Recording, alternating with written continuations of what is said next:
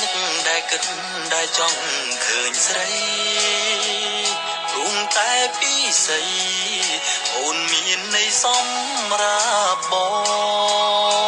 ងធ្លាប់ញ៉ាំធ្លាប់លេងនឹងគ្នាគ្រប់គ្រាមានតែអូនបងនេះជាហេតុផលដែលធ្វើឲ្យខ្ញុំសពនឹកបងផុតសពផ្លូវថ្នល់គ្រប់ផ្លូវ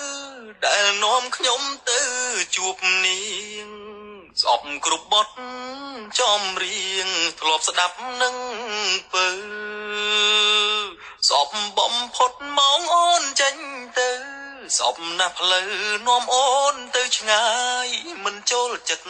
កន្លែងទាំងឡាយដែលគ្មានរូបស្រីស្អប់ពេលដែលនឹកបំផុត